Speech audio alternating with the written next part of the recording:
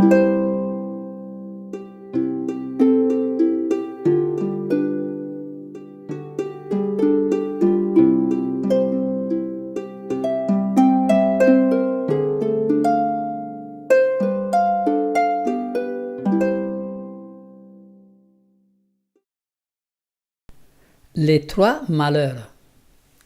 Je regardais et j'entendis un aigle qui volait au milieu du ciel, disant d'une voix forte, « Malheur, malheur, malheur aux habitants de la terre, à cause des autres sons de la trompette des trois anges qui vont sonner. » Les trois dernières trompettes, c'est-à-dire la 5e, 6e et 7e, sont décrites comme étant aussi des malheurs. La signification des trompettes a été étudiée largement dans la vidéo intitulée 11 septembre, 7e trompette, que nous vous invitons à regarder. L'idée principale, c'est que les trompettes montrent des châtiments divins pour tenir en échec les puissances qui essayent de lutter contre le peuple de Dieu. L'image de Jéricho étant un type, nous voyons son accomplissement dans le livre de l'Apocalypse. Pour pouvoir entrer dans la terre promise, les Israélites devaient tout d'abord conquérir ou s'emparer de cette ville qui était juste à la frontière. C'était le dernier obstacle avant la conquête de Canaan. Dans le livre de l'Apocalypse, juste avant l'entrée du peuple de Dieu dans la Canaan céleste, il faudra conquérir Babylone et il faudra encore 7 trompettes ou châtiments pour que celle-ci succombe. Josué reçut des directives très précises pour s'emparer de la ville de Jéricho. Rappelez-vous, dans l'histoire de Jéricho, comment il a fallu faire le tour de la ville pendant 7 jours, puis le 7e jour, il a fallu faire 7 tours en sonnant de la trompette pour que les murailles s'effondrent. Ces directives trouvent un accomplissement historique dans les 7 trompettes de l'Apocalypse qui feront tomber la Jéricho moderne, c'est-à-dire Babylone. Les trompettes furent des instruments qui préparèrent la punition, la chute de Jéricho. Les trompettes de l'Apocalypse montrent comment Dieu punit les puissances politiques et religieuses qui luttèrent contre son peuple. Les 4 premières trompettes révèlent les punitions administrées à l'Empire romain. La 5e et la 6e trompette révèlent des punitions dirigées contre l'Antichrist du Moyen-Âge, c'est-à-dire la papauté. Et la 7e trompette, comme nous verrons plus tard, nous révèle des événements futurs. Elle dévoile ce que Dieu fera contre les puissances qui vont former ou collaborer à la formation de l'image de la bête. Une fois compris le symbolisme des trompettes, nous allons développer la notion de malheur. Le terme malheur fait référence à des choses qui vont être infligées au peuple de Dieu. C'est pourquoi réjouissez-vous, cieux, et vous qui habitez dans les cieux. Malheur à la terre et à la mer, car le diable est descendu vers vous, animé d'une grande colère, sachant qu'il a peu de temps. Les 3 dernières trompettes nous sont décrites aussi comme étant des malheurs. Qu'est-ce que cela peut bien vouloir dire? Nous verrons que la 5e et la 6e trompette furent un grand malheur pour le christianisme, pour l'Église naissante au Moyen-Orient. La 5e trompette est le premier malheur. Malheur, malheur, malheur aux habitants de la terre, à cause des autres sons de la trompette des 3 anges qui vont sonner. Avec les invasions musulmanes, l'Église chrétienne du Moyen-Orient souffrit de pertes considérables. Des pays tels que la Syrie, la Jordanie, l'Iran, l'Irak, ainsi que l'Égypte et tout le contour méditerranéen sur le continent africain étaient des pays chrétiens. L'islam balaya petit à petit toutes ces communautés qui durent choisir entre se convertir à l'islam ou périr par l'épée. L'Église apostolique s'est répandue dans tout le monde connu de l'époque. Leur voix est allée par toute la terre et leurs paroles jusqu'aux extrémités du monde. Les conquêtes de l'Église apostolique furent foudroyantes. De nombreux documents historiques montrent l'extension de ces conquêtes. En Inde, en Chine, partout l'Évangile pénétra avec force. Ce fut le résultat de l'œuvre du Saint-Esprit qui descendit lors de la Pentecôte. Mais vous recevrez une puissance, le Saint-Esprit survenant sur vous, et vous serez mes témoins à Jérusalem, dans toute la Judée, dans la Samarie et jusqu'aux extrémités de la terre. Pierre, apôtre de Jésus-Christ, à ceux qui sont étrangers et dispersés dans le Pont, la Galatie, la Cappadoce, l'Asie et la Bithynie. Et tous les frères qui sont avec moi aux églises de la Galatie, je me rendis ensuite dans les contrées de la Syrie et la Cilicie. Pour ceux qui lisent l'anglais, le livre Truth Triumphant de Benjamin Wilkinson est excellent à ses propos concernant l'expansion du christianisme. Tertullien, un théologien qui vécut entre 155 et 220, raconte comment le christianisme s'était répandu déjà à son époque parmi les Perses, les Parthes, les Élamites, en Arménie, en Mésopotamie, en Cappadoce, en Pamphylie, en Égypte, en Espagne et dans la Gaule. L'islam s'implanta dans la plupart de ces régions à partir du 7e siècle. Ce fut un grand malheur pour le christianisme. L'islam sortit subitement après 622 avec la force et la furie d'une tornade. Quand l'islam acheva sa première attaque sur l'Asie mineure et les provinces à l'est, il s'appropria les possessions de l'Empire romain en Asie, au nord de l'Afrique et en Espagne. Dans la première vague de conquête de cette nouvelle religion fanatique, la Palestine fut capturée. Ensuite, ce fut la chute de l'empereur et son armée dans une bataille en Syrie. Les disciples de Mahomet continuèrent leur œuvre de carnage, dévastation, pillage et déportation. Les populations chrétiennes qui restaient en Syrie durent s'enfuir vers l'est, laissant leur village en arrière, silencieux et abandonné. Apocalypse 9 nous dit « Elles avaient sur elles comme roi l'ange de l'abîme, nommé en hébreu Abaddon et en grec Apollyon. » L'ange de l'abîme est le roi de ses armées.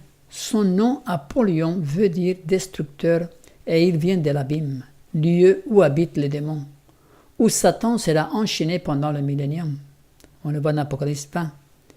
Puis j'ai vu descendre du ciel un ange qui avait la clé de l'abîme et une grande chaîne dans sa main. Il saisit le dragon, le serpent ancien, qui est le diable et Satan, et il le lia pour 1000 ans.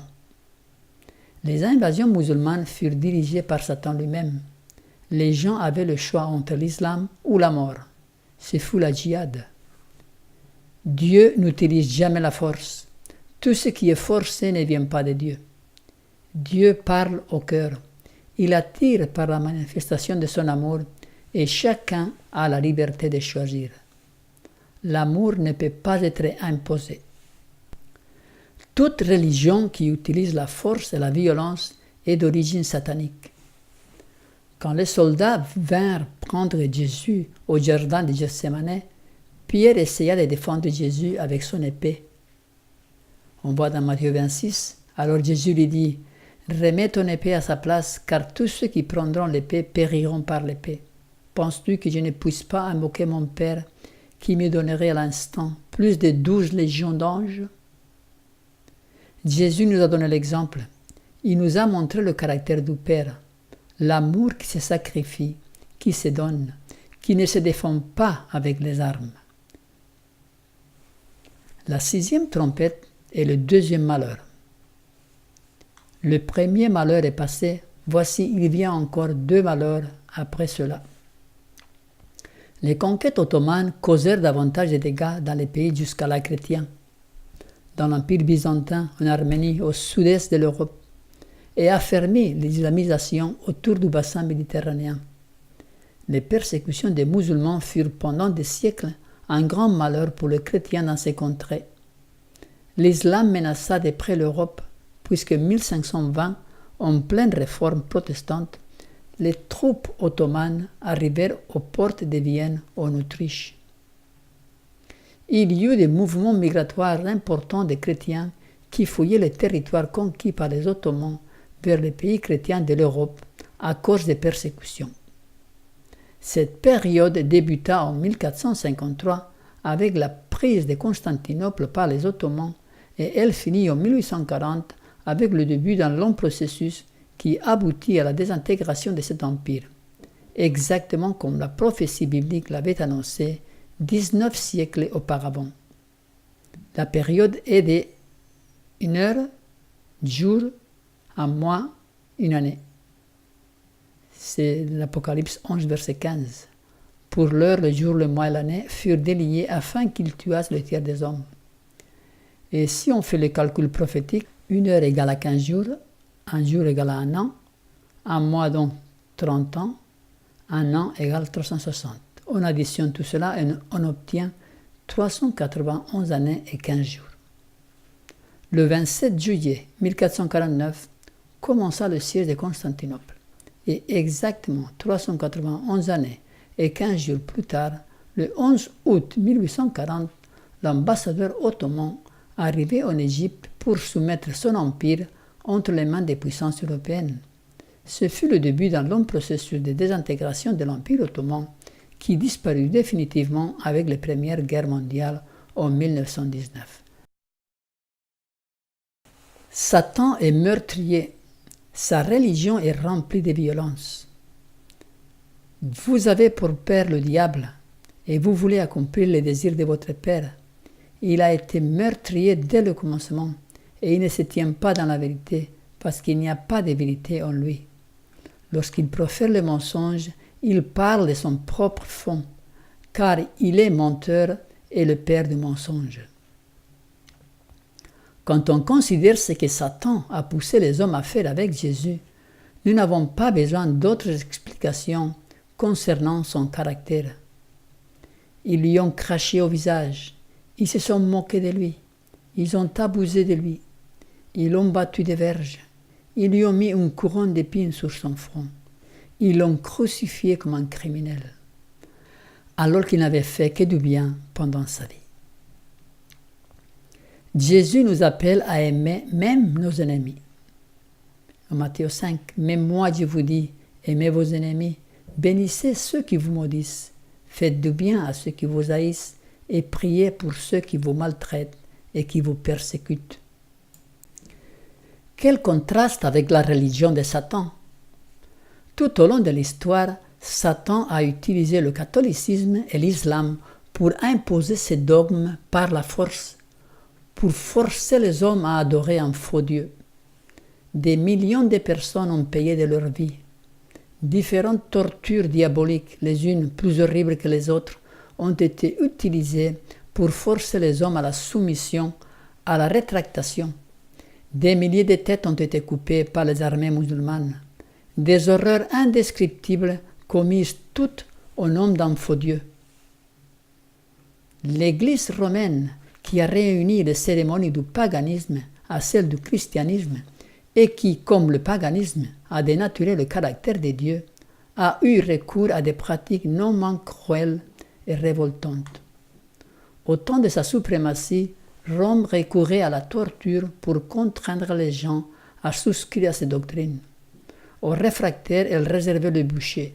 Elle organisa des massacres sur une échelle dont l'étendue ne sera connue qu'au jour du jugement. Sous la direction de Satan, leur maître, les dignitaires de l'Église étudiaient les moyens de garder leurs victimes en vie aussi longtemps que possible, tout en leur infligeant des tortures, des souffrances extrêmes. Dans bien des cas, le procédé était répété jusqu'à la dernière limite de l'endurance humaine, au point que, la nature finissant par céder, la victime accueillait la mort comme une douce délivrance. Les deux malheurs appartiennent au passé, mais la Bible en annonce un troisième. La 7e trompette est le troisième malheur. Le second malheur est passé, voici le troisième malheur vient bientôt. La période de la 7e trompette commença en 1844 et culminera avec le retour de Jésus. Cette trompette punira les ennemis du peuple de Dieu, ceux qui mettront en place la marque de la bête, par les 7 dernières coupes ou fléaux décrits dans le chapitre 16 de l'Apocalypse. En tant que malheur, il inclut les persécutions qui auront lieu pendant la période de la marque de la bête et la bataille de l'Armageddon contre les enfants de Dieu. Nous pouvons inclure dans cette perspective la radicalisation de l'islam qui démarra en septembre 2001 avec l'événement des Tours Jumelles à New York et qui a continué avec Al-Qaïda, Daesh, le terrorisme du djihad, qui s'attaque de préférence aux pays chrétiens et aux chrétiens eux-mêmes. Dans les territoires occupés par Daesh ou ISIS, les chrétiens durent s'enfuir. L'islam radical considère les États-Unis comme étant le grand Satan. Dieu utilisera ses ennemis comme des instruments pour punir ceux qui ont suivi leur voie pernicieuse, donnant une idée fausse de la vérité de Dieu, la discréditant et la déshonorant. Un conflit terrible est devant nous. Nous approchons de la bataille du grand jour du Dieu Tout-Puissant. Les forces jusqu'ici retenues sous contrôle sont près d'être libérées. L'ange du pardon replie ses ailes, se préparant à descendre du trône pour abandonner le monde à la puissance de Satan. Les puissances et les pouvoirs de la terre sont engagés dans une amère révolte contre le Dieu des cieux.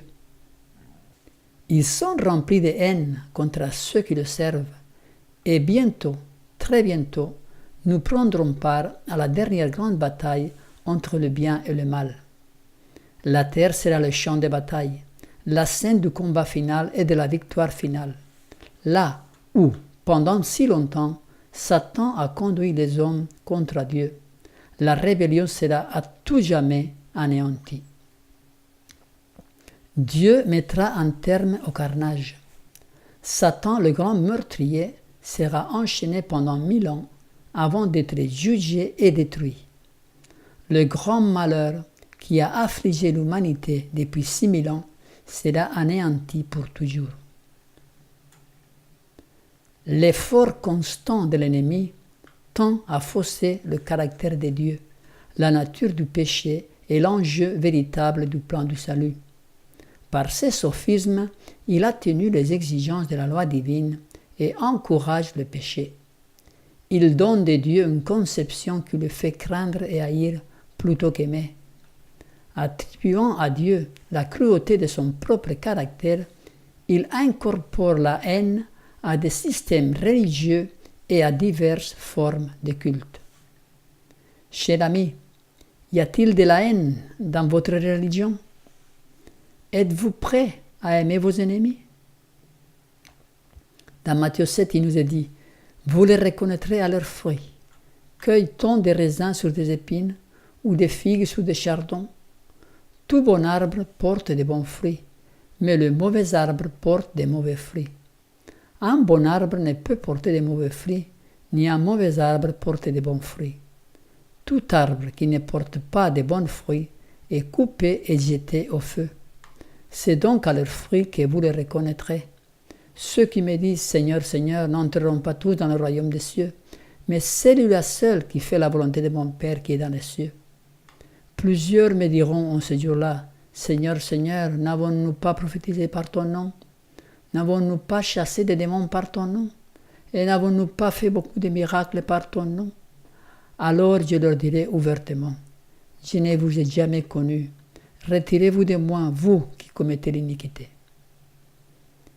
Il est facile de reconnaître la vraie religion chez une personne, aux fruits qu'elle porte dans sa vie, et non pas à sa profession de foi.